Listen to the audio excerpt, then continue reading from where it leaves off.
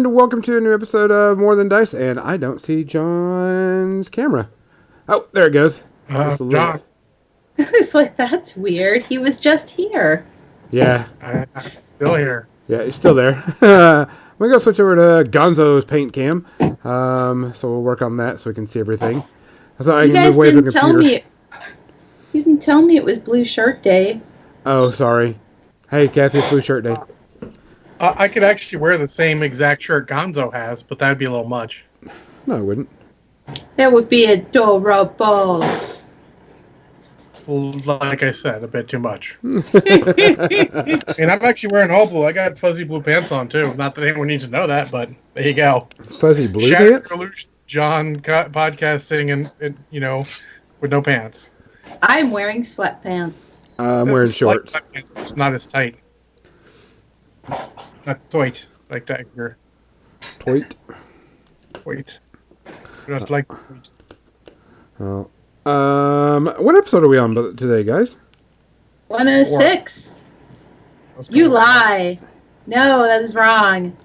No, just 4, not 104, just 4. Just 4? We're just starting over. We're just at starting over. Some random number. I wanted to do a Dragonlance podcast, and I want to count them all like Gully Dwarf. So, like, when we get to 2, it's like more than 2. Oh, More okay. than 2. 1, more than 2. That's fair. Which, I'm okay with that. that's actually kind of funny, the thing to talk about, because I was reminiscing with some of my old friends on Messenger. We were talking about our old campaigns, and we had a guy that had a Gully Dwarf. He played a Gully Dwarf at one point, so I thought it was kind of funny. It was pretty Oh, no, I always thought they stunk. Here all night. Used to it. Get used to it. Hashtag terrible jokes. So we're on episode 106, you said, Kathy? Yes, that's what I say. Tonight's podcast, we are going to be talking about, one, the FFG layoff, however you want to put it, and then also our New Year's resolutions that we're going to be talking about. But before we do that, we need to say a good word to our sponsors and a new sponsor. Everyone knows we have a new sponsor. At this time, we want to thank Muse on Minis for hosting our podcast and providing us an awesome discount code. If you have anything you want to buy from Muse on Minis, be it tokens, measuring sets, widgets, you name it, go on there, use the discount code More Than Dice, all one word. You get 10% off your order. I think that's pretty legit for me if I was anybody who was trying to save money. We also want to thank Tectonic Crest Studios, Dan the Man, for sponsoring our podcast. We will be giving away some of his stuff in future episodes. We have a few more things to give away. And we want to thank our newest sponsor. And this sponsor will be selling our product online. She just recently got it. And it barely made it to her place. She showed me a picture of the package, and it was pretty much beat up beyond belief. But UPS. Lynn of Metalhead Minis is now sponsoring the podcast. Yay! Yay! We love Lynn. As everybody knows, Lynn has joined also the Warfare Weekend team, which I think is incredibly amazing. She'll be helping out and doing things to be one of us. But she has graciously sponsored us to sell our products on her webpage to help us out, which we love very much.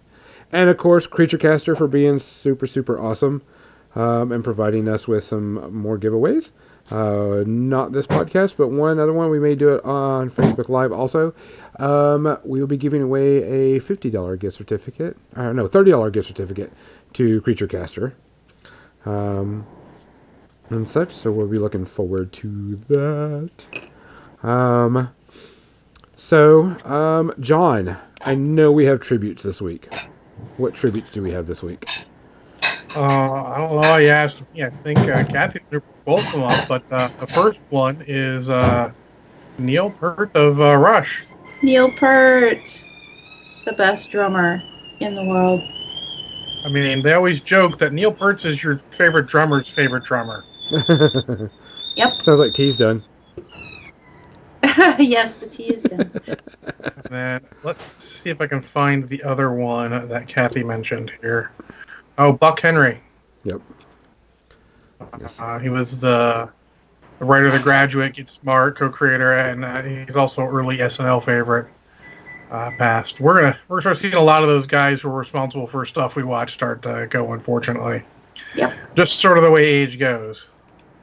But Neil Peart survives. Like Kathy sent that, and I had to jump immediately on and like let me confirm this. Yeah.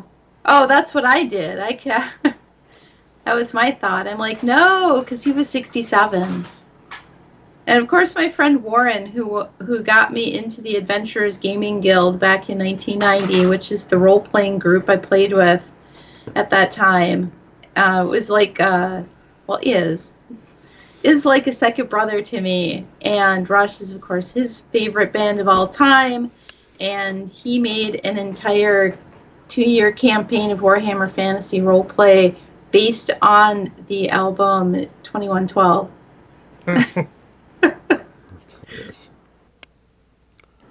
Yeah, I've been listening to Rush all weekend since that dropped on Friday. Oh, I need to switch screens. I can see who that. Someone gave us a like.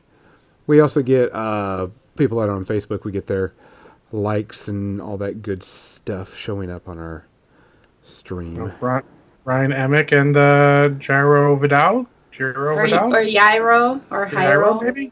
I'm terrible at names, so apologize my pronunciation. And Zoltaris just joined us. Hey, Zoltaris.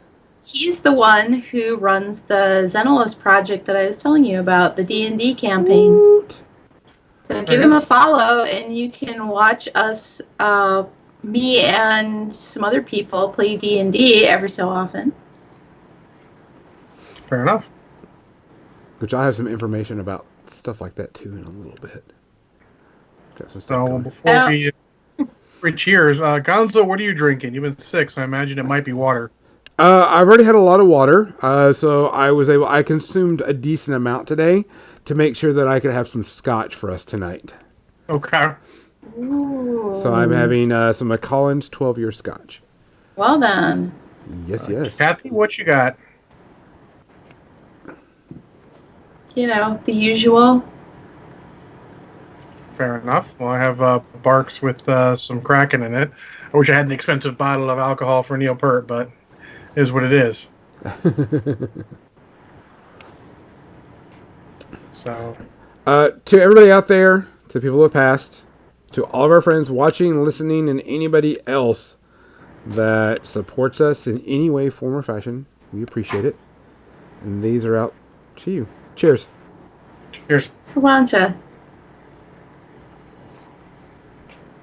And Just Dices is here too. She just joined us. Hey, Just Dices. And Zoltaris and Banyan is back. Banyan, who's here?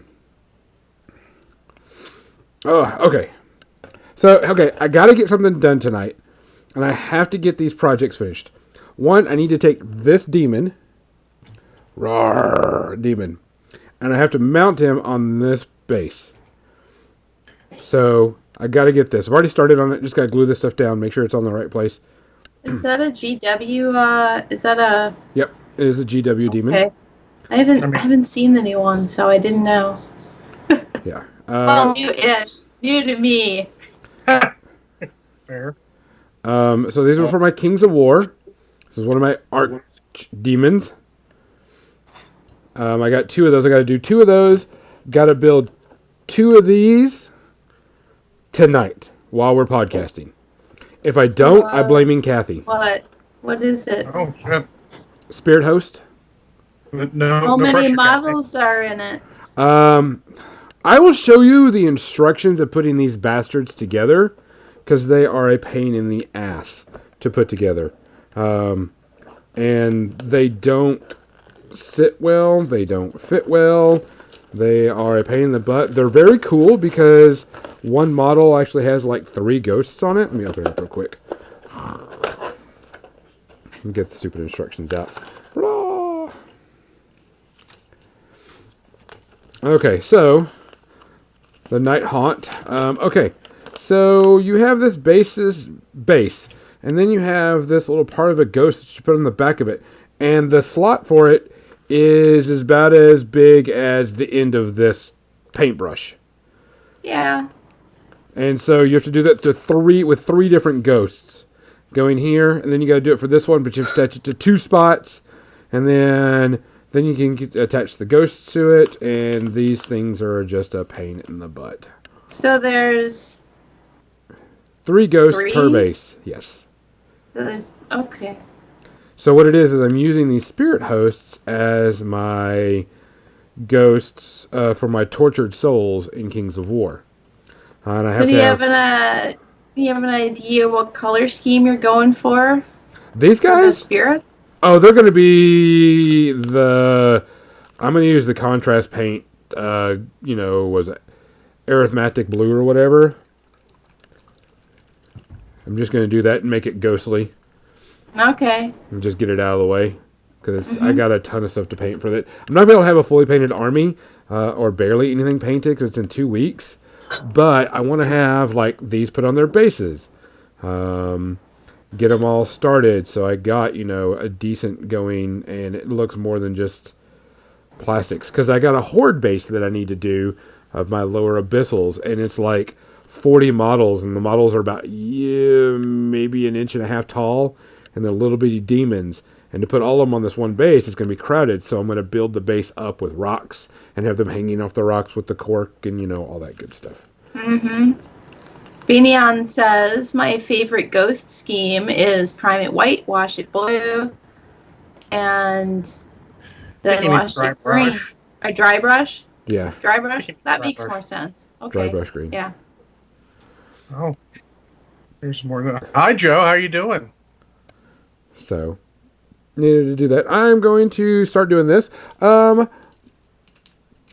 thing we probably need to do is let's talk about the news that came out of FFG this week. There was some controversy and some kind of let's not add fire to the fuel and give you the real news on it. I'm not sure it's controversy. The controversy is more the fact that people have no reading comprehension. That's what I'm saying. It's not that. So literally, what happens is all the wargaming or the tabletop gaming news sites are posting it as FFG is laying off, a bunch of people. True, they are. But like I had one site state it was like they're losing their whole RPG division, so you're going to lose all the Star Wars role playing game. Which is everything wrong. They do there, which is wrong. It is only wrong. Fantasy Flight Interactive, so only their online group. Yeah, all the developers involved with their digital app stuff. Their digital app stuff is the only thing that's going to be affected. None of the other games. It still sucks for the interactive people and the people who use that stuff, but it's not the same thing, and people need to be. If they're presenting news to you, because nowadays it's all about the clickbait titles get you in. Make sure you do the research. They all just make their own comments. None of them actually went further than reading the little blurb on Reddit, which is from a post on LinkedIn where it actually explains what the fuck is going on. Yeah. By a guy who actually was in charge of the team that is getting laid off. Mm-hmm. See, what was funny is when I saw the news come by, I was like, oh crap, what are they losing? So I went and looked on there and I was like, it had Star Wars on there. I'm like, no. And then, of course, I read it and I was like, oh, it's their interactive thing. And I was like, well, that kind of sucks because I know that people like, some of their online stuff. But, If it's not making money, it's not making money. And that's Correct. not really their focus. Yeah. Azity is more of a bottom line. Like, it's not really working. Let's get rid of it. It's not part of our normal. We're diversifying in an age where maybe diversification is not the best call. Yeah. But, there's still, Genesis, their role-playing system is still around. It's still going to be around. They're still coming out with new stuff for that. It's not going away. Their role-playing stuff is not going away. No. So, people jump off of that hyperbole train. all the time. They always just automatically. It does suck for the people who are getting laid off, no doubt. Yeah.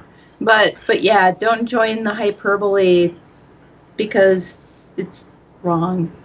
I didn't think it was a huge deal, but then one of the sort of independent role-playing and wargaming guys I follow on Twitter was like, hey, if any of you guys who just got laid off by FFG need a job, I can't pay what FFG does, but I might have something for you. And I'm like, okay, this is apparently big enough that no one knows because everyone who's quote unquote reporting it is reporting it poorly. So welcome to our news being just like real news where no one fucking really reporting it properly. knows what's going on because Fantasy Flight hasn't actually released details about it yet. Everybody's just guessing, only based on this one guy's post.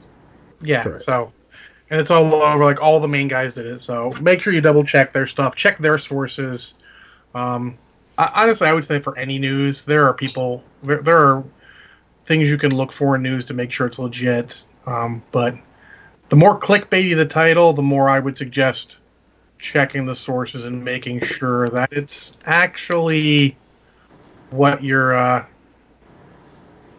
looking for. You know, Yeah, because I mean, when I first saw it, I did the same thing. I was like, "Oh crap, what are they losing?" Because the way the title sounded, it was like a shit ton of people are getting laid off. Well, there is a shit ton of people getting laid off, but it's not the group that people were telling it was. So it was like, started reading. What are they losing? Crap, they can't be losing this and this and this because it's that's got to be making money.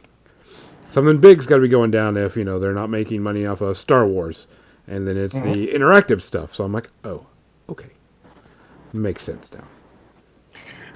Yeah, there's a Twitter channel called MediaWise, which is part of their big deal is teaching people, mostly teens and up, to how to look at an actual article and make sure that it's actually true. There's a lot of things they suggest. There was a video by Destin from Smarter Every Day where he worked with them to sort of show some of that stuff. So I suggest checking that out if you're interested, because it'll actually it'll help you in everything, not just our standard gaming area where we used to not have to worry about that. But there's only a handful of sites that actually do sort of a news aggregation, and if they're going to provide commentary and be as shit as they were here, we need to be careful about that. Yeah. Which talking about the fake news and all that stuff. A couple of years ago, I was teaching some high schoolers, and they were talking about stuff, and they were like, "Oh, this, and fake news," and they're like, "I could spot fake news," and so there's actually a website out there that lets you make your own fake news. And I spoofed CNN, and all it is you take CNN and their webpage, type it into there, and then you can change anything you want on there. And so I did. And I says, guys, you got to check out this new, check out what happened on this. And I showed up my fake news site of CNN. They're like, holy crap. And all this. I was like, and they started talking among themselves. And I goes, did any of y'all read that? They're like, no, it says right there in the title. And I'm like, you need to start reading stuff. And then they found out that it was fake. And then I showed them how easy it was to make, a fake news site and, just fake crap. And they Honestly, were like, this is stupid. I feel like kids have more of a chance of being aware of the fact of fake stuff than people who are my mom and dad's age, who are online. And they should. I don't know. I've seen real headlines come through that I'm like, oh, that's an Onion article. Then I'm like, wait, that's not an Onion article. Oh, yeah, that's sad. But yeah, I get things like people, my folks' age, and they just will buy into it because there's a picture or there's a graphic, and it looks professional, it looks slick, therefore it must be, because they don't know, the magic of Photoshop like some of us do. What? I'm actually going to find that video from Smarter Every Day and see if I can share it with everyone, because it's a good eye opener on that. So I'll see if I can find that while we're podcasting. We are more than dice, and we're talking about more than just games right now, apparently. So mostly talking about it. Mostly, but it's tangentially related. Uh-oh, sounds like John's cutting in and out. Well, am I good? There you go. Yeah, it was blocking something because I found the video I was looking for. I'll post that on our Facebook page for everyone, so check it out. So So that's our FFG news, real news, because we know that some people have been talking about it, and we wanted to make sure that people knew and exactly what was going on, because we don't spread false stuff. Exactly what anybody should know what's going on. Yeah. You know, as per the facts that have or have not been released yet. Getting my demon situated. You know, it's super easy if you just trace his feet on the wood, and then you can put the cork there and be reasonably certain it's going to get covered by the wood. So much more fun to watch him struggle. I'm not struggling. I'm artistically deciding where I want stuff. Because I'm looking from the sides, and I got to check the height. Got to check everything else. Hashtag Gonzo struggling. I'm not struggling. What about the pins? The demons, I don't need to. Because I can paint them on the base. That's not going to be an issue. It's when I have, like, the cavalry. The cavalry, I can't put them on the... I can't pin...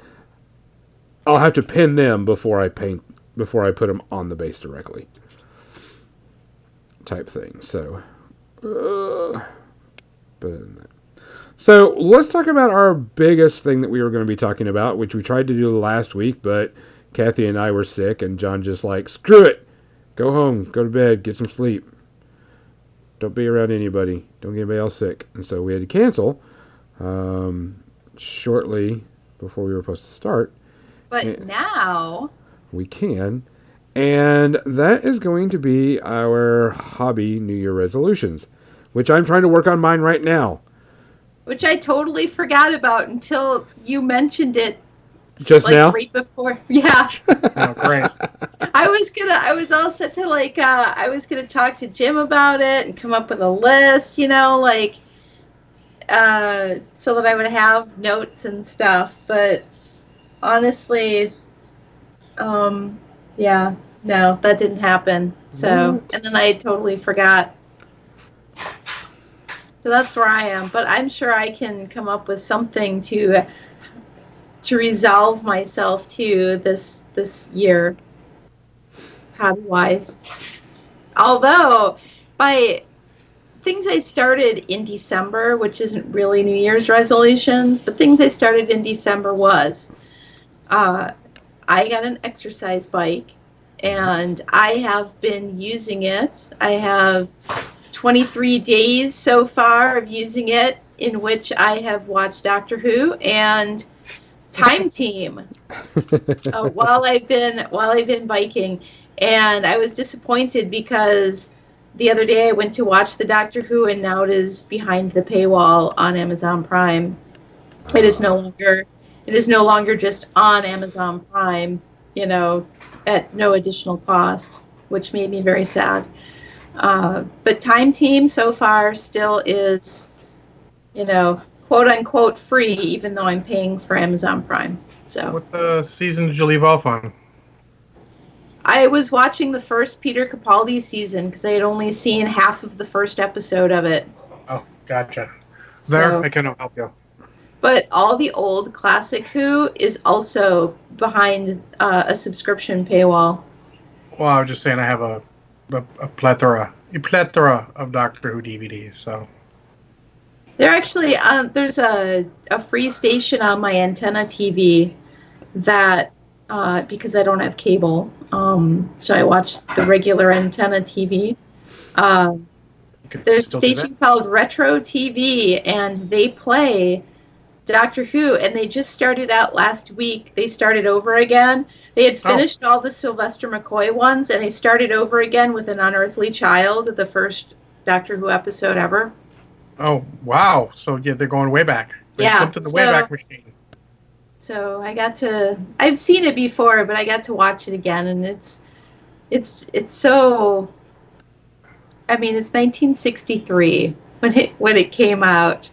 The kind of the dawn of TV in the UK, and, historically, Doctor Who is famous for having no budget. What she's saying in a nice way is that it was terrible, but not terrible in the bad way. Terrible. You have to watch it, though.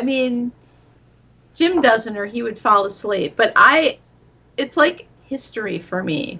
As a historian, I would have to watch it just to see how Well, that it was sort of the relates. idea of the original Doctor Who, was to combine history with sort of the sci-fi premise. It just sort of changed.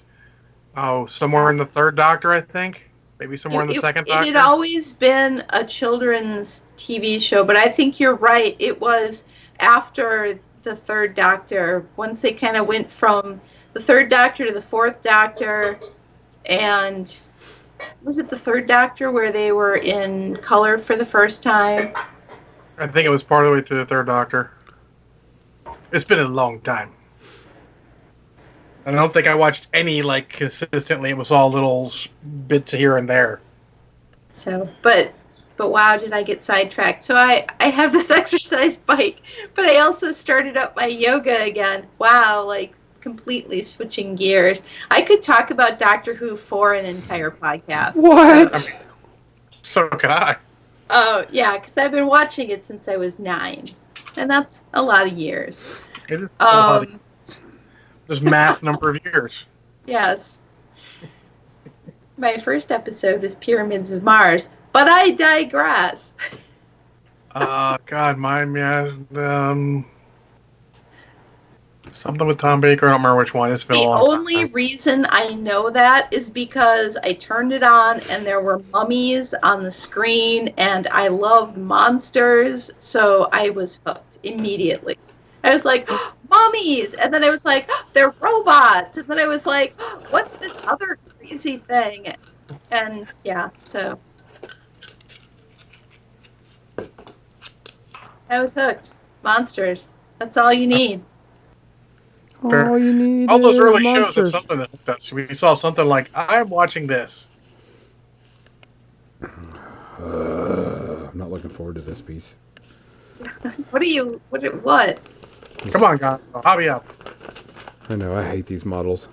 I was so mad when I decided to use these as my... What do you mean? Tomer- Here I just spent the afternoon assembling war cries. So I'm like, how hard could it be? I mean, Except for if they're anything like those stupid snake things, then I feel for you. come on, Gonzo. I got to put together 4 units of Legion by this weekend. Oh no. Star Wars Legion? Yes. Oh no, you mean the Lego sets of miniatures? Hey, I got to use Clue. I've never put together Legion. So It freaking is the step above Push Fit GW. Yeah. Okay, At least the Rebel stuff. The newer stuff's a little more complicated, but I don't have any of that stuff yet, so. right on. Anyways, back Anyway, to So Back to hobby. my resolutions that have nothing to do with the hobby was getting back into my yoga again, and so I am over a month into that as well. So I am exercising. I'm being healthy. That wasn't a New Year's resolution though, so much as I really need a lifestyle change because I feel like shit. Fair. And yeah, and now I feel better. I have more energy now after more than a month of doing exercises. I'm actually eating better only because I find that I'm not as hungry because of it somehow. It's weird. It's a weird kind of a combination. Also, I've been learning Dutch. And learning Dutch. Yes, I have a couple of friends who show up to my hobby stream, to the More Than Dice Kathy Paints stream Tuesday, Wednesday, Thursday, Friday, and they show up, and one of them shows up pretty regularly, and the other one shows up every so often, and so I'm like, well, I'll just learn Dutch, and I found this app called Duolingo. Yep. And it's free. I mean, there are certain things that if you get the plus thing and subscribe for, I don't know, $12 for a year, which actually is pretty reasonable. But I've learned a bunch, and it's actually been fun. I feel like I have a better handle on that than I did on French, and I took 5 years of that in high school or in Well, throughout 7th through 12th grade.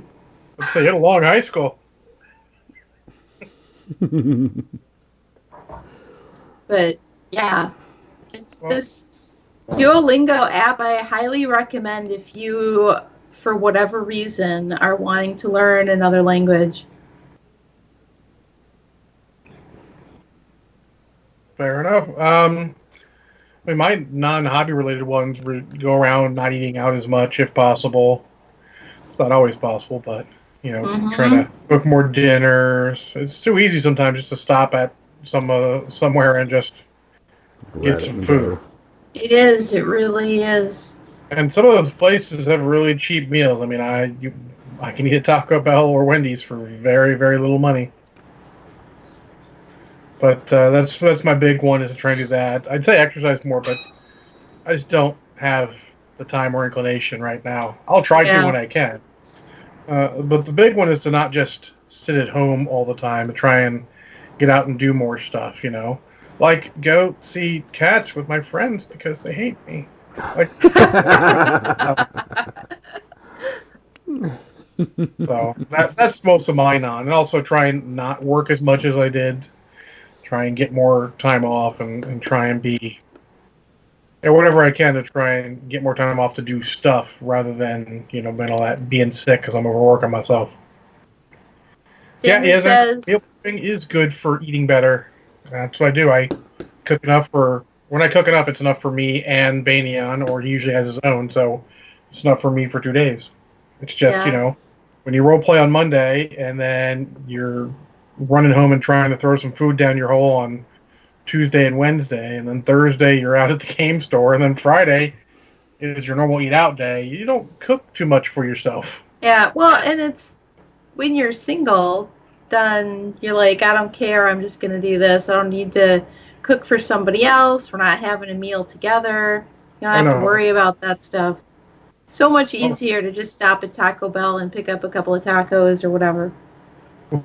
When towards the end, let's say the last 2 years of my marriage, we mostly had super TV dinners. We didn't actually cook. We both worked too much for that shit. Yeah, well, I It's can terrible. understand that I mean, when I was working those 2 years where I was just never home, I would, I had the Waze app and I would send Jim a link so that he knew when I was getting home, so that he would have my supper ready for me when I was pulling up to the curb, and which is fantastic. Oh And yeah. then, like, 2 hours later, I was asleep. And then I would get up at, 6 in the morning and do it all over again. Cereal for breakfast, and then I would go out with my coworkers for lunch, you know, half the time That's because one it's I easier. chose a long time ago and keep with now. I almost never eat out for lunch. I bring food every day. Sandwich, apple, something else with that usually every day. Day. Every day. Uh, well, Gonzo, let's get our non-hobby out of there. What do you have for non-hobby related? I'm gonna try to eat better this year too. There's one of the things that I usually don't.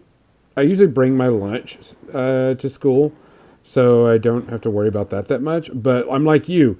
Oh, I'm going to be out and about or running around or on the way home. I need to eat better. So that's one of the things I'm going to try to do is eat a little bit better. Try not to, I don't want to say consume too much alcohol, but kind of keep my alcohol intake a little bit better than, hey, let's just down a fifth of Jack Daniels. Not that I do that, but just being careful with it. Instead of having two shots I call that of podcast night. instead of having, you know, two shots of bourbon, just have one shot of bourbon with my meal. That type of thing. Just kind of keep it down a little bit. Nothing big. Just kind of making sure I do, keep things at a bare. Half a bottle of Jameson. Just stuff like that. Nothing, like I said, nothing huge. But just kind of get that going. Do a little bit more, get up a bit more. move around, take the stairs instead of taking the elevator, that, type of stuff. Just keep myself moving. That I don't know, type of thing. finding all these elevators. I don't generally have elevator. Oh. The only time I had an elevator to worry about was when the game store was up the street before it moved. We had to park in a parking garage, and there's an elevator, and I would just obviously take the stairs instead because I ain't got time for no elevator. Ain't got no time for no elevator. See, that's why I was so happy when I got the exercise bike. I was like, well, if I'm going to spend a half an hour watching a show, I might as well be, pedaling and burning some calories while I do it instead of sitting on the couch in an absolutely still corpse-like position. Yeah, I tend to watch the shows like that while I'm eating, and I try and do that more often to get more time, so I'm not just watching the YouTubes all the time, trying to watch some TV shows and keep up with that stuff while I'm eating dinner and all. But I mean, just try to get a little bit more healthier is all. Cut down a little bit. Just make sure that I, portion control. Don't eat a whole plate of spaghetti. Eat about a half a plate of spaghetti. That type of thing. I mean, Yeah, just that's because you can eat the entire pizza does not mean you should. yes. See, those are things that it's hard.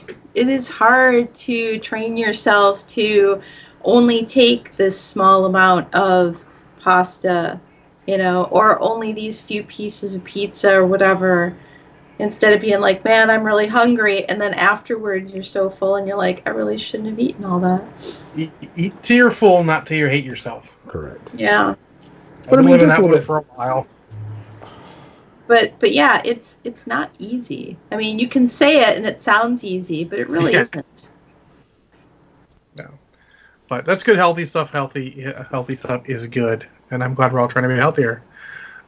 Kathy, do you have any hobby resolutions? Well, I would like to base the Chaos Marauder Horseman that I painted for Games Days Chicago, and finished right before they announced they weren't doing Games Days Chicago anymore.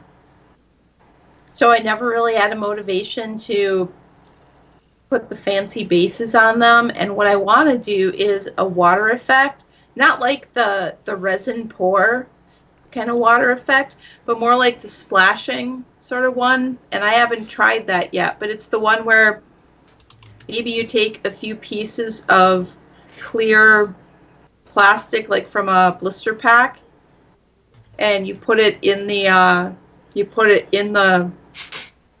at the base of the horse's hooves, like they're splashing through the water.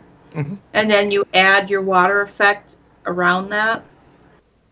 And so that's kind of that's one of the things that I want. And I have been meaning for like 3 years to take these things out of the Tupperware container that they are in, wrapped in bubble wrap, to actually do this kind of base on them. I think I think we all have that resolution. I think we all call that resolution finished projects. That's Yeah.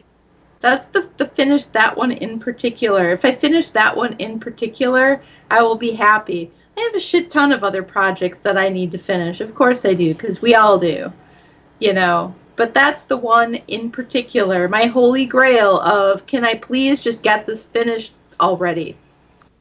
Yeah, I believe in you. You can do it. I'll be That's a good basing one. stuff tomorrow. Like I said, that's a good one because like finishing projects, getting stuff done. If you've got that one model you're mostly done with that's sitting in the back of your painting area that keeps showing up every time you take a hobby streak photo, you should get that one done. Yes. That was, for me, for many years, that was the Demonic Lasher from Reaper Miniatures, which was their version of a Demogorgon, I think. Anyways, it had two heads and a... What is... It's Amonozaki. It's Malifaux. Okay. Big Oni. I've had it mostly done for... it was mostly done. Then I came out and did some touch-ups, and they just more. It's just sitting in the back of my group here, not finishing. Finish one blow. Yeah. Yeah, finish What do one you blow. have, Gonzo? Do you have one like that that's just been sitting around waiting for a Um, long time to be finished? A model that I have waiting around, waiting to be finished. No, not really. I mean, there's some stuff I want to paint desperately, and I need to paint because that's one of my things. Is I really need to get off my butt and start. I'm gonna have to start doing some more streams again, because that was the only way that I really got into painting. Come on, Gonzo. You remember the reason Battle John started painting with John, right? Yeah, Wanted to get painted. yeah. I'm gonna have to just get motivated to do it again. I've got a ton of stuff that needs to be painted. The one thing I'm gonna have to do is, of course, I have my Night Watch army that I have to paint because it's for Adepticon. I mean, it has to be done. And so I'm like, oh, crap. How am I going to get this? Yeah. I'm going to have to... Just don't let it become too much. Remember, when your hobby becomes a chore, it's no longer a hobby, and you need to change that. No, I'm actually looking forward to my Night Watch because it's going to be a primarily black army. And I'm going to do the bases with... You're saying that like because it's going to be primarily black, it's going to be easy. contrast black paint. Yeah. Hashtag not painting it great, just painting it. Yeah, just painting it. And just doing touches up and stuff. But I mean, it's going to be a lot of models. It's like 5 units, I think. Plus I want to paint the NCUs to go with it, because those have to be painted too. And I want to paint my tactical board, because I had to rebuild my tactical board for Song of Ice and Fire, and I want to repaint that and get that up so I can take that with me and kind of show that off at Adepticon, and show this is what a really good thing is. This helps improve the game. Why didn't they do this to begin with? But I have a lot of models that need to be painted. The Marvel Crisis protocols that I'm going to be taking, I won't know exactly what I'm taking until I get closer to the date, because there's still models coming out. So I'm kind of deciding on what I want to take on that army, my 10-man list, 10 model list. So, I mean, luckily it's only 10 models, so that's not too hard. No, I like that. Smaller model counts make it easier. I mean, I joked with Not Brushhead Dave 2 weeks ago when we played Malifaux that I had as many. I mean, since he had to use a proxy, I had as many painted models as he did, or I had as many unpainted models as he did. So it was like, this never happens, because I'm usually having mostly unpainted models. But I mean, there's just it's getting up and getting my butt to it. That's the thing. I just need to get up and do it. Sometimes you need to have the goals. You got the required painting for Adepticon, so that helps a lot. But sometimes you want to do that. If you got a tournament or an event coming up, try and get it painted for that. I want to get more stuff painted. I want to get Marvel Crisis Protocol. I haven't bought Killmonger and Black Panther because I don't want to get too far behind. Mm-hmm. I've got 2 models fully painted. Doc Ock's mostly painted. I still have about more than half the train to paint. Now the train's not necessarily 100% necessary, but I do want to get it painted eventually. So I want to start to assemble terrain. I did get all mine assembled, luckily. That's not a hard thing for John. John can assemble models all day if he's not working. But I do want to get more of that stuff painted, and I don't want to get too far behind. And that's sort of one of my things. I don't want to get too far behind in any game, because I'm buying models and I'm not painting them all. Only if I absolutely positively need to get them for a game, and then I think I should try and keep it to a limit. Probably keep me from getting too many more models, because I have a absolute metric shit ton of unpainted Malifaux. Maybe 2 metric shit tons. It's hard. 2 metric? 2 metric shit tons. That's a lot. I mean, it's 2 metric shit tons. It's more than an Imperial fuck ton. Which is different from your standard fuck ton. Exactly. I mean, you know how it is. It's Imperial, they know their fuck tons. But yeah, I want to get that. I want to get that. I want to try and get, like I said, complete projects. Get maybe the 10 basic models from Rebel Crisis Protocol painted up, and then maybe paint some Legion or paint some more Malifaux, and then go and do some of the extra models. I mean, I have MODOK and Hulk sitting over there. They're not even assembled yet. I got a bin full of Legion. I mean, hell, I got, since El Marshall got me 3 boxes of Tauntauns for Christmas, I have 3 boxes of Tauntauns, a box of Fleet Troopers. Hold on, I'm looking here. A Land Speeder, and 2 groups of Rebel veterans to assemble. And heck, the Rebel veterans have to be assembled by Saturday or Sunday.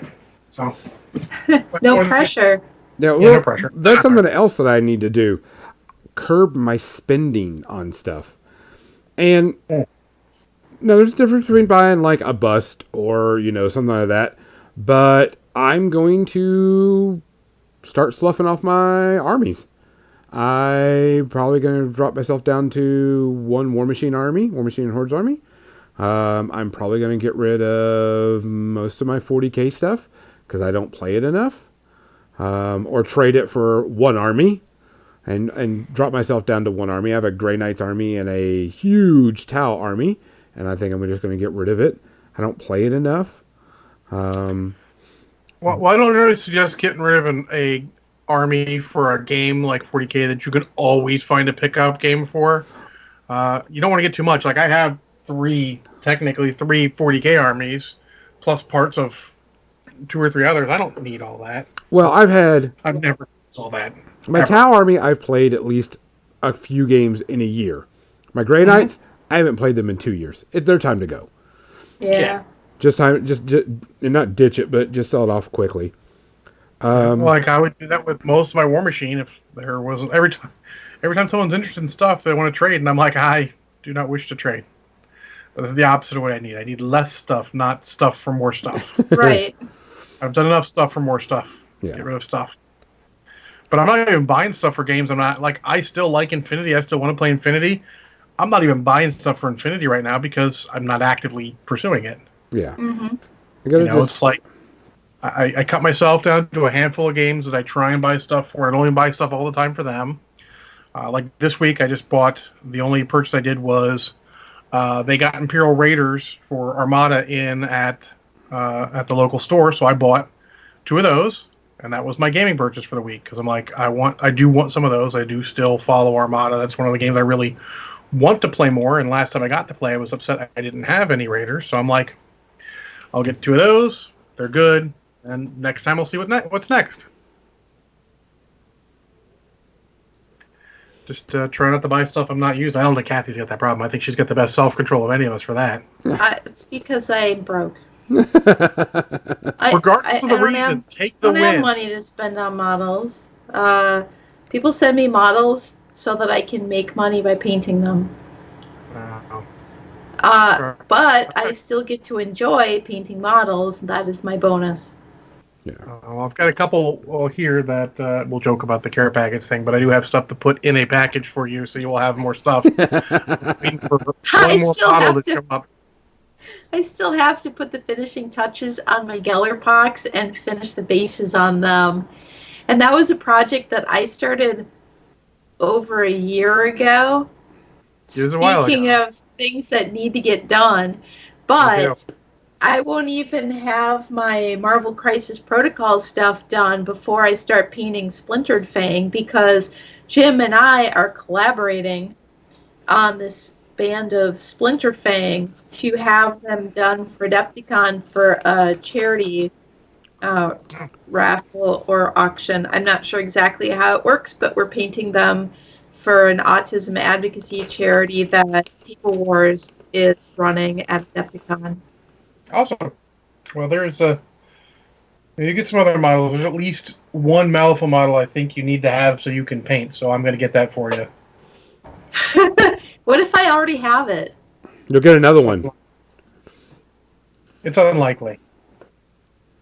Which, talking about models that you've gotten recently, What did y'all think about your Christmas gift or holiday gift that I got you? I showed them off in my painting stream. She did. It was Tuesday. Yeah, you bet I showed him off in my painting stream. I said the guy with the lute is totally going to be painted like the bard from The Witcher. Oh, Xander, they're banana people. They are banana men. Yeah. I don't like the big blue and yellow UK superhero. I mean, like men that are bananas. Bananas with arms and legs and maybe boats. Or boots. Yeah, yeah, like a bard with a lute, but the bard is a banana. And a wizard with a wizard hat, and he's got like a flame in his one hand, but the wizard is a banana. I don't think they're pajamas. I think they're bananas just pretty much buck naked. Yeah. Oh no, I mean they have, No, they're not butt naked. They have their outer yellow shell on them. yeah, they have clothes. This guy has boots, and if I tried to hold him up to my camera, you'd never be able to see it Yeah, it's not anyway, gonna- so I'm not even going to try. He has a spell book. He has a wizard hat. He has a flame in his other hand. He has a cloak, it looks like. Yeah, he's got a cloak on And his back. Mine are The downstairs. bard. One of them needs to be fixed because he came off at the ankles. The bard has Oh. pantaloons. It'll glue fine. It'll be fine. He has pantaloons and leggings and shoes Oh, and a lute.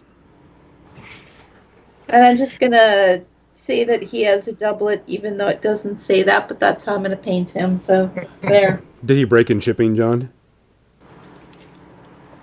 oh yeah, I believe so. Okay. When I Oh, opened up there, so The Banana Person Blood Bowl team. Yeah, that would be cool. Jim and I were developing one that was solely based on the tiny, fluffy, yellow chicks that you get during Easter, and they're just little puffballs, with Okay. little bead eyes glued on and little paper beaks, little I plastic really prefer feet. the googly-eyed ones, but I really prefer googly eyes in general. We had gotten a bunch of those just for Easter one year, and we had some big ones and some small ones, and we started seriously talking about stats for a team for those. Just use them as goblins. Just get a giant one to be the troll. Well, that's Doesn't even kind of two what arms, it was. just It was like, well, giant arm. they can throw teammate, right? Well, duh, of course they can. And we also had a snowman team that would be playing against them, which was amusing. It was a long time ago, though, so I don't really remember what they all did, but the snowmen had a thing where they could melt and you could slip in their water and potentially die because Blood Bowl. That was Blood Bowl. Cause Blood Bowl. Don't get too attached to any guy; he might die. John, what'd you think of your warriors? Oh, they're cool. Yeah, I just got to get them fixed. I mean, I'll put them on the painting table, but I don't know when I'll get a chance. We'll see. John got two trying to different work ones with than him. you did, Kathy, by the way. What? John got two different ones. Oh, good. I printed. Yes. One's like a ranger archer dude, and the other one is a more normal warrior. That's pretty funny, though. Luckily, the one I Those- did first is the archer, and that's the one who did not break. So, thumbs up. I was kind of figuring out because everybody knows I got my resin 3D printer, and I was like, oh, I meant to print these off for John and Kathy because we had actually talked about it one day on the podcast about printing miniatures off, and I showed the Banana Man to y'all at one point, and y'all were like, what? And then Kathy was like, this is so freaking cool, and I was like, oh, I'll have to remember to print those whenever. There was remember that meme that I posted? It was the one that says, reason to get a 3D printer, and Yeah. it was so that you could print the little banana person miniature. Yeah. And that was it. I thought about printing a bunch of banana heads that you can put in Space Marine bodies. So Yeah, instead but it of wouldn't. instead of putting You know the what? Space Marine hat on there, it was just a peeled banana. It would end up looking like Santarans. Yeah. No, Suntaran's heads are much more potato-like. They're not as big as, not as angular or curvy as Yeah, bananas. I don't know. I don't know, but at that scale, it might just end up looking the same. I feel like if you're going to use Primaris Marines and regular Marines together, you should make them regular Marines be like Santarans with the Santaran potato head. I like that idea. And now we're back on Doctor Who. Back on For those Doctor Who. For those that don't know what a Santaran is, back to Doctor Who. Look it up. But I thought about printing out a bunch of those for John, and I was like, nah. But there's Yeah, just most of my Marines are already assembled too. I would have to get more Marines, and that's not high on the buying list right now. I got too much. I mean, hell, looking around at stuff like we're talking about curbing our buying, I got Blackstone Fortress that was a good purchase because I've used it a couple times. I got Kill Team. I mean, kind of used. I got Rogue Trader, which is probably worth it because I wanted the models. I got Shadespire and Night Vault sitting over there. I played Shadespire once. Yeah. Night Vault 0.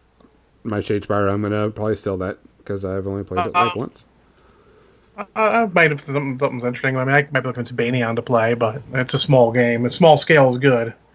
I just look at all the stuff I have, and I don't need to get all of that stuff.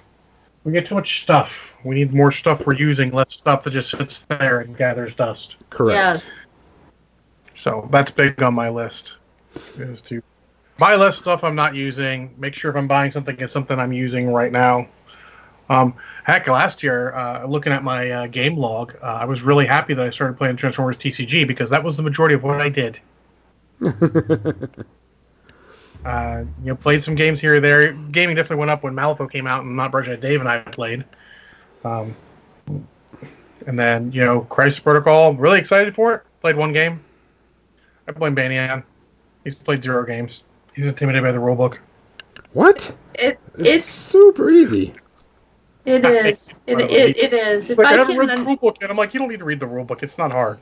But I was fortunate that I was actually at a convention where they were doing demos, so I was getting good examples, and playing in the demo hands on. There's certain things you remember better about that stuff. But that's also why I like Warcry, because it is one of those small footprint games that only takes less than an hour typically, and that's when you don't know what you're doing. Yeah, I like the games. I like to have different time frames of games. It's why we stopped playing the L5 Hour card game, because it turned out to start getting, we start getting hour plus games of that. You're getting into the point where I can play a miniatures game in the same time, and I would much rather play a miniatures game Than play a card game.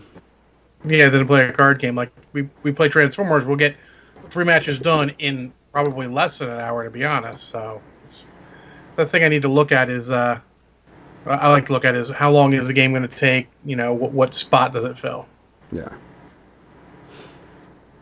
That's kind of the reason I've been going with. I'm like, there's some miniature games coming out. I'm like, oh, this looks cool. Nope, not gonna do it. Not gonna have it where people aren't gonna play. Oh yeah, you can't just Judgment? jump on Sure, everything cool. that. Yeah. No, it's a terrible time to make a new miniatures game. I have to say, there is too much competition. You need to let the market settle for a bit. Yeah, it's saturated. Plus, I got BattleTech stuff coming from their Kickstarter. Don't regret that at all. That is part of my childhood I'm reliving. That's another one of my resolutions, is to relive more of my childhood. I don't fucking care. Transformers, Star Wars, and shit. It's like it's my childhood all over again. I'm in. Yeah, but I mean, just something like that. I'm gonna like curb down my board game library because I have way too many. I don't play them all. I mean, don't get me wrong. Some of them I won the games, or spin it with store credit, so it's not like I want to say wasting money, but I'm like, it's just sitting over there gathering dust. What am I gonna do with it? Let's just. Someone did that. We had a way back in the GW days, in the early GW days, we had a Christmas party, and the bosses all bought board games, non-GW games, and all, and put them under the tree, and we all bought smaller stuff. and we did sort of a white elephant where you get a little gift that's sort of small that we bought for each other, and then you also get a board game. And one of the girls there had gotten a Formula Day, and I'm like, oh, that's a really fun game. You would enjoy that. It's not too complicated. It's perfect. When she left the company, she actually brought it in and gave it to me because I had mentioned that it was a cool game. So I have that, and it's Formula Day, not Formula D. It's the actual, Eurogame version, not the U.S. reprint. We played it a couple times. It's fun, but we don't break it out much. That's the problem with a lot of those games is my crew is not big board gamers. We're more minis gamers or role players, and I guess now it's usually card flippers. That's the thing for me is most of the people that I hang out with are board gamers. Mm-hmm. And it is nice, I have to say, that when you buy a board game, unless they come out with an expansion that you want, that you feel like you need, you're done. Yeah. There's not this continuous, well, we just came out with a new army book for this army. We just came out with some new models, Yeah, gotta have the new models. I miss Fortress America. My mom bought me Fortress America way, way, way back when, and we got so much play out of that game. Holy crap. I don't know what my mom paid for that game, but it was worth it. Every penny. Jamie says, unless it's from Fantasy Flight, but I don't agree with that because we bought into the Battlestar Galactica board game and loved it. We bought the Pegasus expansion to it, and it was okay. All it does is tack yet another at least hour onto the game. Does it make it more fun? No, not really. So we end up just playing. Buy Dark Moon, the one that was based off of BSG Express. I'm not familiar. It's like the shorter version of it. Look it up. It's a fun game. But yeah, we still will crack out the Battlestar Galactica. I have a few different groups of friends that like to play it. Oh. And we're like, do you want to play with the Pegasus? Occasionally we'll play with the Pegasus expansion, but we've only played with the third expansion.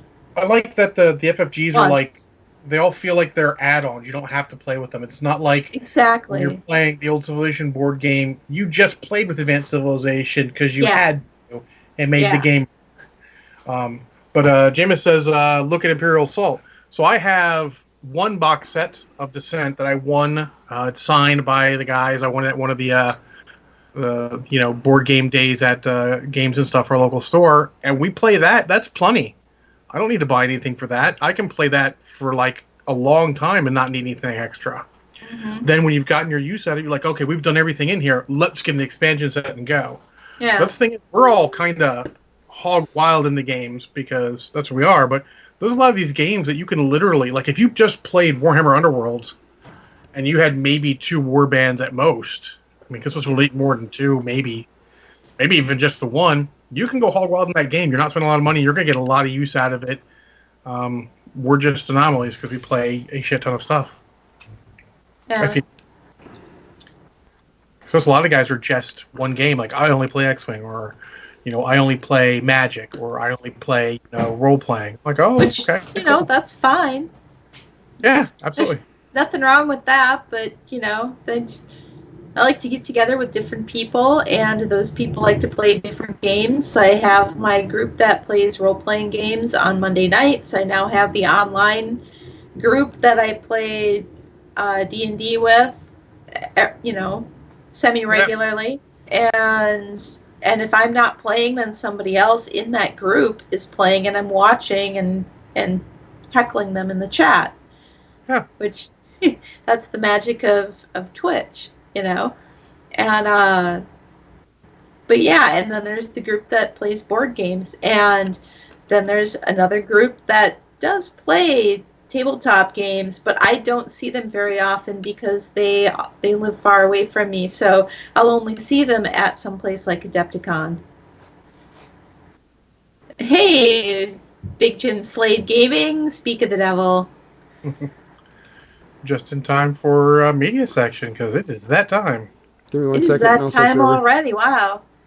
So we're switching over to our media section where we stop talking about games and start talking about movies, TV shows, books we've read, music that we've discovered, stuff in the media that we have consumed this week.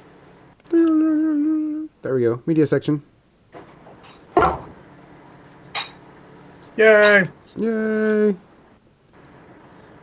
So, give me a second. Gonzo has like 42 things. How many things do Yeah. you have?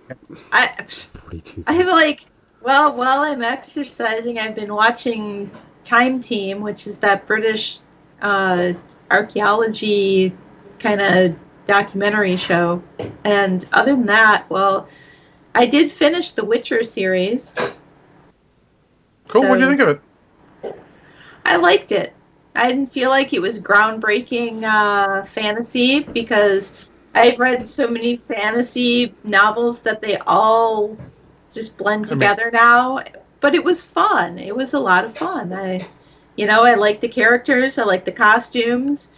I like the songs, and the songs that they play at the end, during the credits are interesting if you listen to them. They're not the same every time. So, yeah, I thought it was interesting and fun. But, yeah, it's not anything brand new and fresh. I mean, the hype would disagree with you, but the hype is pretty high for that. The hype haven't really read quick. like 1,000 fantasy novels. Well, I mean, a lot of people love it because that's something that it's a game they play, and also they have like I say, they have a horse in that particular race. I don't have a good horse in that race, so like it's on the list for me, but it's down a bit from a bunch of stuff. Don't get me wrong. I did enjoy it, and I am looking forward to the next season. It's not like I hated it or anything. Hated it.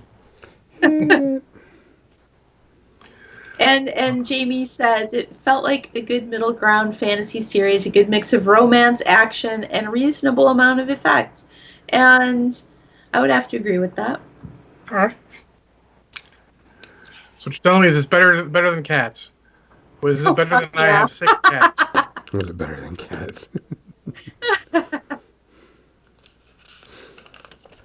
Well, I watched a docu-series, which I thought was pretty interesting. And it's about college cheerleading. There was a show on Netflix that we watched that I liked. It was called Last Chance U. And it's about... You watch the weirdest stuff. I mean... Damn right he does. The weirdest stuff. Well, hey, Watched it. I actually have an about- interest in competitive cheerleading because I used to be a competitive cheerleadter. I didn't know that. Yes, I used to be a competitive I cheerleader know in high that's school. a very serious thing. It is. A sport. I would And never thought that, Gonzo. yes, I'll even actually post a picture of me in my cheerleading outfit one day. I'll do it on my I I'll do it on really my private actually- on my personal page. Really not surprised, though, when you think about it. But so it was interesting to see what they had to do. It's kind of loosely based. There's a series on Netflix called Last Chance U, and it's about kids that had problems in college go to this one college in Texas to become a better student / football player, and then they get back into normal college. Usually the kids that have got caught doing drugs during college or, whatever, and they had to go to this college. And so this one is about a junior college that is like the most winningest cheerleading competition winner in the world. I think they've won like 15 times. And so it was your typical thing of, okay, we've got, someone that's got, life problems, someone that's got this problem, someone that got problem. And that they chose each one of the people to mic up because it would make good TV. I like competitive cheerleader. I think it's cool. There's a lot of stuff that people do in there that you don't understand, or you're like, yeah, they just throw people in there. Of course, it's a lot more. We all get that. I mean, there's that stereotype. But one of the things I thought was interesting was the show was kind of boring. And the characters they had, the people they chose were so stereotypical that it wasn't even very interesting to watch. Now, it was a very short season. And so I watched, all the episodes in, like a day and a half or whatever. And I was just like, just didn't care, except for one person. One of the persons on there, actually two of the people on there that they had kind of concentrated on had been in struggles. And of course, it was both of them were gay guys, and they were picked on, bullied, and one was picked on, bullied by his family, and so on and so forth. And it was a good story and such. But then, like the other ones, you're just like, okay, I can tell you what's going to happen at the end of this series. At the end of this series, she's going to go off and go to prison or go to jail because she doesn't care, and this is what it is. And this one's going to go leave because she thinks she's better than everybody else. And it was just like so stereotypical, and that's what happened. If you like cheer competition and stuff, you'll like it. The people were kind of boring. They didn't concentrate on the cheer as much as I thought they would. The Did cheer they spend aspect. more?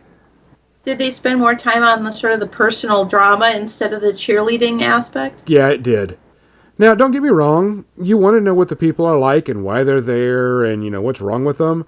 But it's like, that's what the entire series was. It was less about the cheerleading and more about the personal drama of everybody there.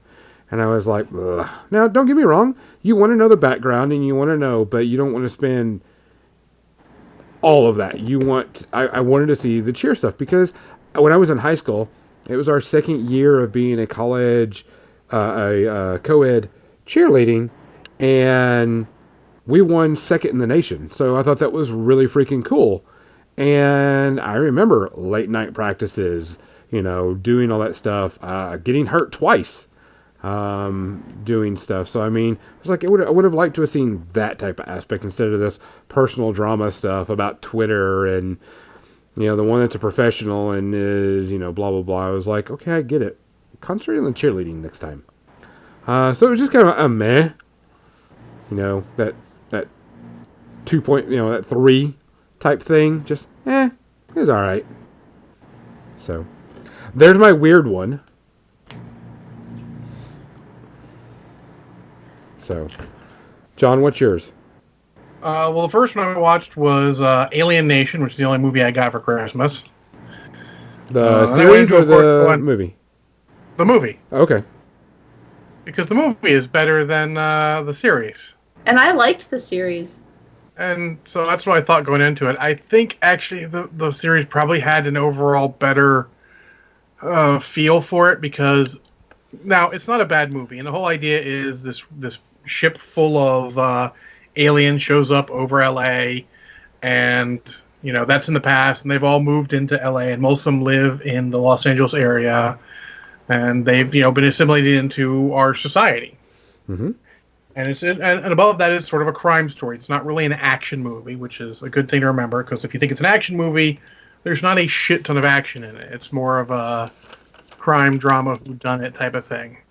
It's James Caan, Mandy Patinkin, and God damn it, Terrence Stamp are the big actors. It's pretty enjoyable, but it is dated.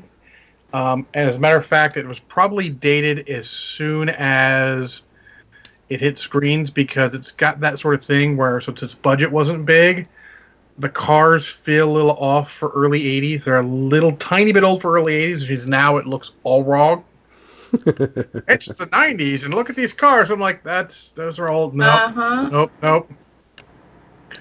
But it's sort of an interesting story, a good solid whodunit. I give it about 2 shots of Kraken. Yeah, 2 shots of Kraken, 2 space herpes. It's enjoyable. Mandy Patinkin does a great job. James Caan is James Caan. It's not his best performance, but James Caan's pretty good. I feel like this movie would have been a lot worse with a worse cast than it had. Because obviously Terrence Stamp is great. Terrence Stamp is great in everything because he doesn't do small roles. I mean, every small role is big to him. So, but I enjoy it. It's worth watching. With special guest star the 4.54 Casull revolver, which is so big that you can only have 5 rounds in it. But yeah, it's not big action. It's a lot more of a whodunit, but I do enjoy it. It's pretty solid. Check out. Yeah, I remember when it came out and watched it, and I was like, oh, that's kind of cool. And then they brought out the TV show. I was like, oh. Yeah. And the TV show hit off pretty decent. Yeah. So the actor who plays the alien, who plays George Francisco, doesn't even go by the name Sam in that one. Is almost as good as Mandy Patinkin. Uh, the guy who plays the human lead is not nearly as good as James Caan on his bad day. He was kind of a kind of different character than he was. So, is what it is. The TV series was pretty good too. I watched it as well, so it was pretty solid first time. Yeah. So there you go, Gonzo. Here's another one. I give me a second. Started to because this is I was doing research. As everybody know that my Donald Harbinger ended, and so I decided to make a new RPG, and we will, of course, will record it and post it on the podcast because that's just what we do. And so I am running a One Ring second edition or a revised edition, however you want to put it, campaign. And I decided, you know what, I want to get into the field, gonna get that vibe again. And so I started rewatching, the old, and I say old, even though I don't think they're old, but they 20 are. years old. Yeah. Almost. Yes, 20 years old. Yeah, almost 20 years old. And I was So they're like, old. oh, yeah. They're old and we're old. Because I watched, I watched most of The Fellowship. Because I think it's one of my favorite of all of them, just for the simple fact that it's, I like the beginning parts. I like, seeing everything before everything turns to shit and, the world, has all these problems and stuff. It's just really nice. And so I watched most of that. I kind of fast forward a little bit. I was just trying to get, more knowledge, even though I know you just want to get that, in your head, refresh it. Kind of skimmed through the Two Towers a bit. Going to certain scenes and kind of getting the feel for it. And then started watching Return of the King. And started watching certain scenes of that too. Doing the same thing. And I'm watching it, and don't get me wrong, some of my favorite movies of all time, I love them to death. But for special effects, you can start seeing the dating on the special effects. Like Treebeard, I was like, wow, you can really tell that that's, it doesn't feel, as cool anymore. Or, you can tell the special effects is showing its time, compared to what we've, had recently. And it just kind of hit me. Groundbreaking. Yeah. That was groundbreaking at the time. Yeah, it was. That's the reason I was like, whew, okay. I didn't have a problem with it. I was just like, yeah, it's 20 years old. Yeah, the special effects back then those were amazing special effects. But now you're like, oh, yeah, this is starting to show its, its age. I want to point out that it's only 18 years old because it came out in December of 2001. 18. Correct. But going You're on just 19. talking math to me now. Goddamn, it's 20 years old. Make me feel old. God damn it. I should know this because that's when I got married. I mean, fair. Like right then. right then. But it was just interesting to see that. I was more looking at scenes and seeing how things were done and, getting stuff like that. Because the group is talking and they're like, there is a module that I really actually want to run. That's for the One Ring, and it spans 30 years. So it's a grand epic, type I thing. guess it is. The characters go through 30 years of their life in this, if they live. And so I was like, oh, I want to see this because, it just kind of fits. Still love them. I can't give them a rating. They're still amazing. You can give them just the 0 just because they're just quality. There hasn't been, I think, Infinity Wars has been the closest to get to that type of epic TV or movie drama.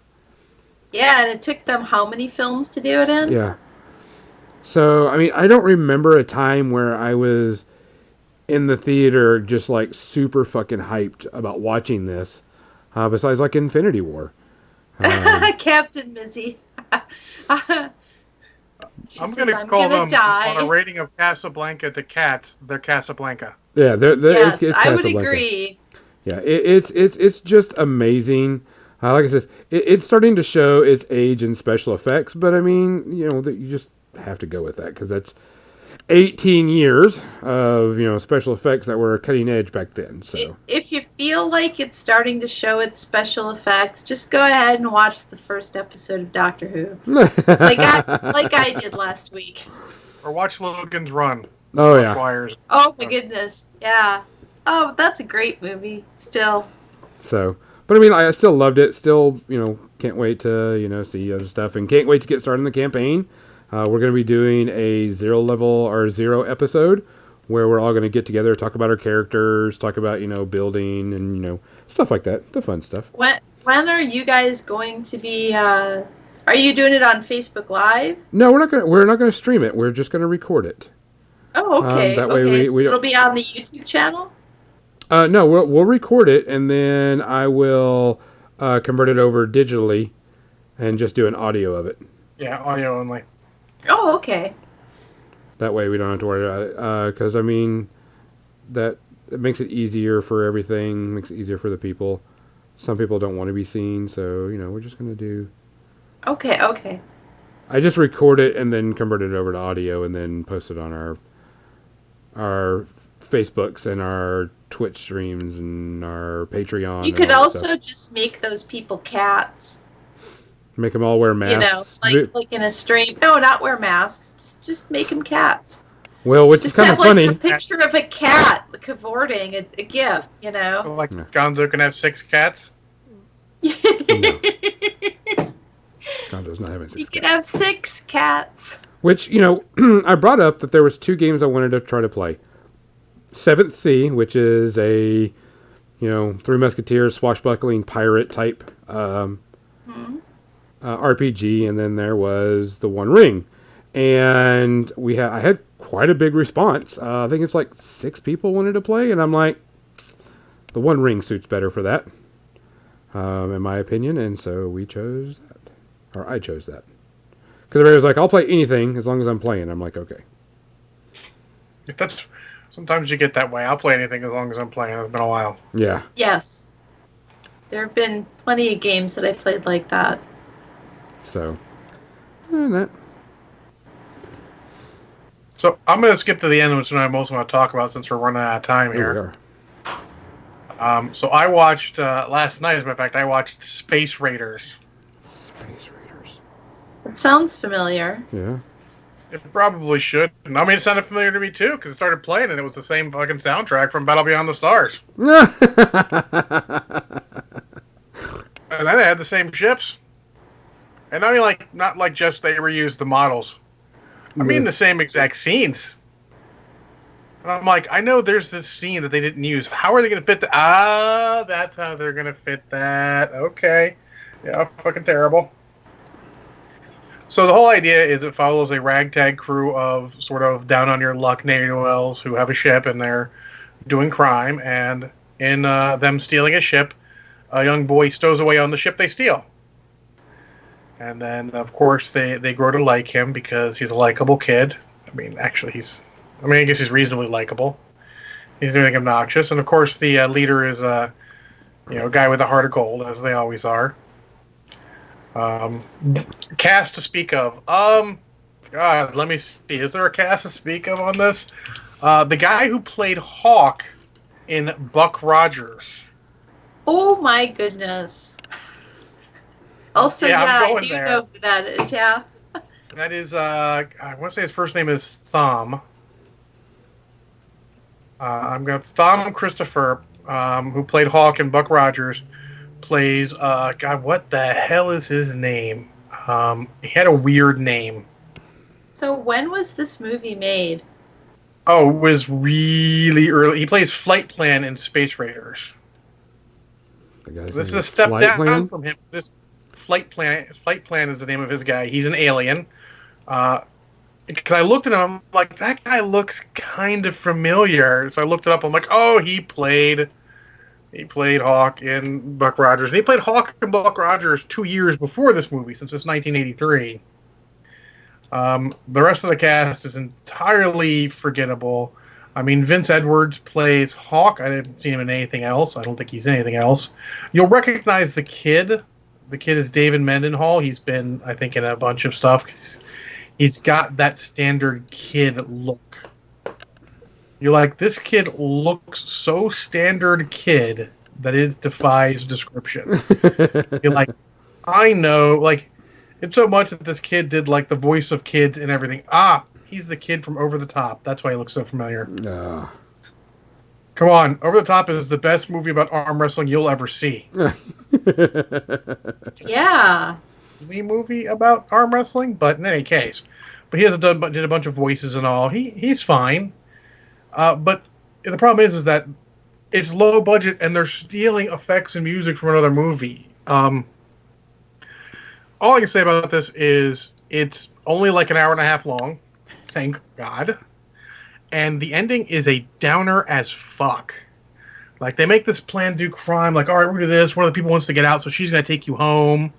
And then you'll be home, kid, you know, because they always joke about spacing him, but they all grow to like him. Like, we're not going to space you. We'll get you home, I promise you. And literally the entire main cast, every single one of them dies except for the kid. What they don't tell you is that the kid is actually Malcolm Reynolds. Honestly, if that's your headcanon, that could work. It's a little higher tech than Firefly. And they, like, the hardest thing is they just reuse the same stuff. And most of the stuff fits okay. But sometimes you're like, it's obvious they're just reusing stuff that doesn't work for it. I think it was made off $12.52. I was going to say the lowest budget ever for a film. No, not the lowest. It is legitimately actually a film. It has a plot, it has a story, it has an ending they would not make nowadays because you're not going to have something where you get these crew and they're all likable to their own way, you know, and all that. But, I mean, they're all dead at the end. I mean, they're all dead saving the kid, which is, you know, laudable, but man, it's a fucking downer. So don't watch this movie if you're in a little bit of a downer mood. Oh my god, Surf Nazis Must Die. I watched that in high school. Let's see if it tells me the budget. It is technically produced by Roger Corman. Should shock no one. But I watched it and I really, really hoped, wish that I was watching Battle Beyond the Stars instead, because it is a significantly superior movie. That's kind of sad, John. I mean, what do you want? I mean, I guess this movie was technically made on between $2 and $5 million, which seems like a lot of money when you reuse all the special effects from another movie. Oh yeah. But it's not terrible. It's definitely worth watching. I'm gonna give it 4 space herpes, but I mean, if you're doing something, and I'll be honest, I was doing some stuff here or there through it. It's got some stuff to watch. Nope. Now, RG Wolf is correct. You should watch Ice Pirates instead. Ice Pirates is superior. Rogue Wolf is... Ice Pirates is a timeless classic. Oh, yeah. Yes. I would rather watch Death Race Classic. 2000. Probably rather watch Surf Nazis Must Die. Would not rather watch Atlantic Rim.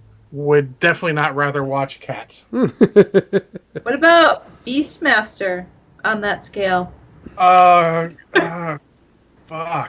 Is Beastmaster going to be moved to 3 space herpes instead of 4? No, it's 4. I don't want to watch either movie, really. I would say... Oh, I would yeah. go back Oh, and forth. Masters of the Universe. I would watch whichever one I had not watched recently. If I had to choose between one of those two, I would choose whichever one I hadn't last watched. Masters of the Universe, I would watch Masters of the Universe over either of those any day. That's a 3. That's a 3 space herpes. It's maybe even 2.5 because, you know, I saw it in the theater and enjoyed it because of what it was. And Franklin Bella is giving it his fucking all for that movie. He is all in. Having finally seen Masters of the Universe, I have to say I would rather watch Beastmaster. I would not. And Jamie's is right. Beastmaster is awesomely bad.